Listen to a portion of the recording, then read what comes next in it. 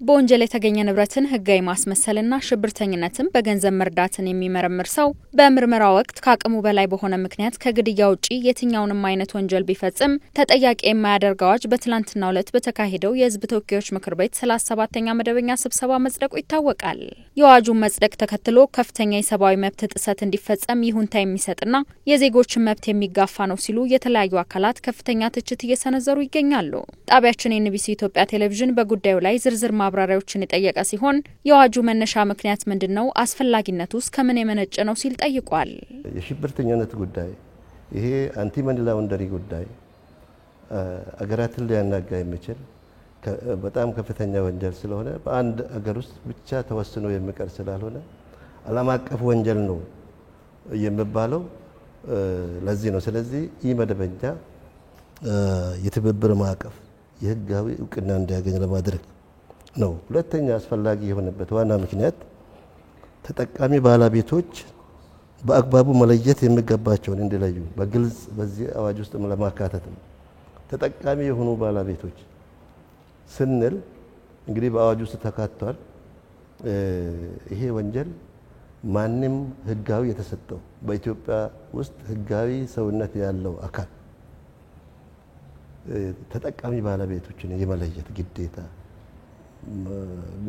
ግዴታ እንዲወስን የሚወስን ድንጋጌ በማስፈለጉ ነው ማለት ነው።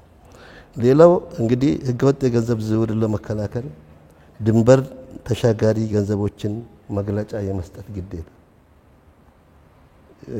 ይህንን ስልጣን በግልጽ ደግሞ ለጉምሩክ ኮሚሽን መስጠት አስፈላጊ ስለሆነ በዚህ ድንጋጌ ውስጥ በ780 ውስጥ ትንሽ ግልጽነት የጎደለው ነገር ስላለ ይህንን ግልጽ ለማድረግ ስለተፈለገ ነው ማለት ነው። ሌላው በአብዛኛው ትንሽ ግልጽ ያልሆኑ እና በአዋጅ 780 ግልጽ ያልሆኑ ድንጋጌዎች የምንለው አመንጪ ወንጀል ነው። አመንጪ ወንጀል ወንጀልን መሰረት አድርጎ ነው በ780 ዲፋይን ያደረገው።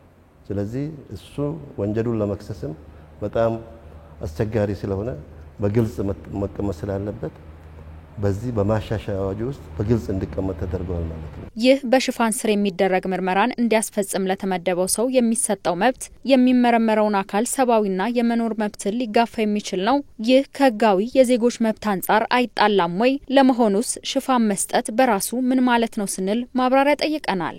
ልዩ ምርመራ የሚባል ጉዳይ ወንጀል ሳይፈጸም በፊት አስቀድሞ ለመከላከል ወይም እየተፈጸመ ሳለ ውጤት ሳያገኝ እንዲቀር የህግ አስከባሪ አካላት ማንነታቸውን ደብቀው ማስረጃዊ መረጃ ለመሰብሰብ የሚገለገሉበት ምስጢራዊ ዘዴ ነው። ይሄ ምስጢራዊ ኦፕሬሽን ነው። እንግዲህ ተመሳስሎ የሚገባበት ሁኔታ የሚኖር ማለት ነው። ሽፋን ስሙ እንደሚገለጸው ሁሉ ማንነትን ሳያሳውቁ ማለት ነው፣ በተሸፈነ ማለት ነው። ድንጋጌው በዚህ ሲያስቀምጥ ልዩ የምርመራ ዘዴ ከመደበኛ ምርመራው የተለየ የምርመራ ዘዴ ነው። ለምን በሽፋን ያስፈልጋል የሚለውን ልናነሳ እንችላለን። እንደተባለው አዋጁ በወንጀል የተገኘ ንብረትን ህጋዊ ማስመሰል ነው። ሌላው ሽብርተኝነት በገንዘብ መርዳት ነው። በጣም በረቀቀ ስልት የሚሰሩ ስራዎች ናቸው። ማንም ወደዚህ ተግባር ውስጥ ገብቶ የሚሰራ ሁሉ የትኛውም ሰው የትኛውም አካል ሊደርስበት በሚችለው ግልጽ በሆነ መልኩ ሳይሆን በጣም ጥንቃቄ ባለውና በረቀቀ ስልት ነው የሚፈጸመው። ይህንን የረቀቀ ስልት ደግሞ ለመመርመር በዚያው ልክ ደግሞ ምርመራው የረቀቀ መሆን አለበት። ለዚህ ነው እንግዲህ ይሄ ልዩ የምርመራ ዘዴ የሚያስፈልገው። ድርጊቱ ወንጀል ነው፣ ከወንጀለኞች ጋር መተባበርም ወንጀል ነው። እሱ ግን ሲተባበር ትሩሊ ከነሱ ጋር ተባብሮ ድርጊቱን ለመፈጸም ሳይሆን ድርጊቱን ለማጋለጥ የሚያደርገው ይሄ ነው ወንጀል ሆኖ እንዳይቆጠርበት የሚባለው። አዋጁ በሽፋን ስር የሚደረግ ምርመራ እንዲያስፈጽም የተመደበ ሰው በግዴታ ላይ ያለ ከአቅሙ በላይ በሆነ ምክንያትና ከፈቃዱ ውጪ በሆነ ከግድያ ወንጀል በስተቀር ለሚፈጽመው የወንጀል ድርጊት የወንጀል ክስ አይቀርብበትም ይላል።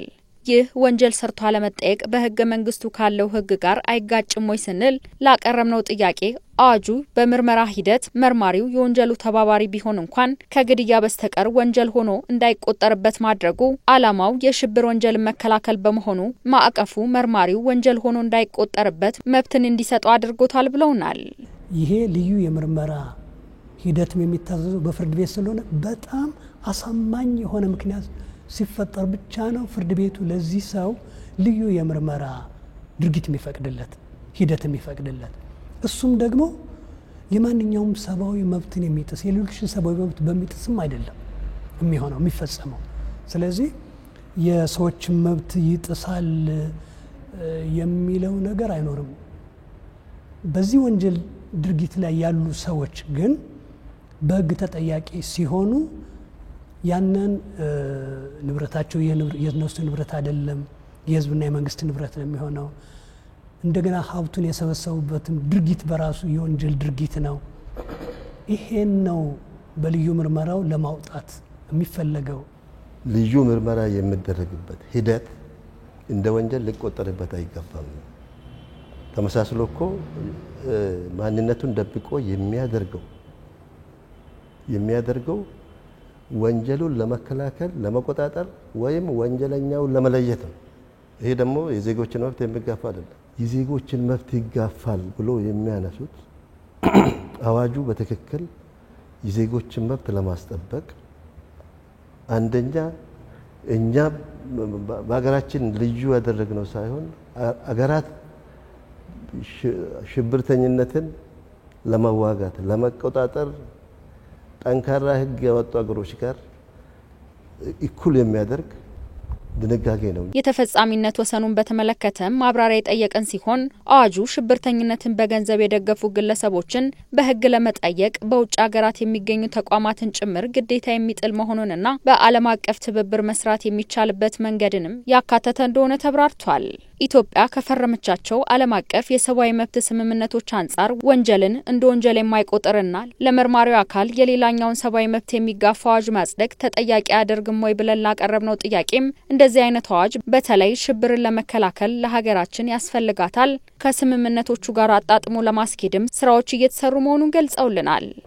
ይሄ ድንጋጌ በአጠቃላይ ከኢትዮጵያ ከፈረመቻቸው ዓለም አቀፍ ስምምነቶች ጋር የሚጣጣምና በዛው አይነት ለመተግበር በአገራችን ውስጥ ያንኑ ለመተግበር የተደረገ የህግ አዋጅ ማውጣት ሂደቱ የተከናወነበት ሂደት ያ ነው።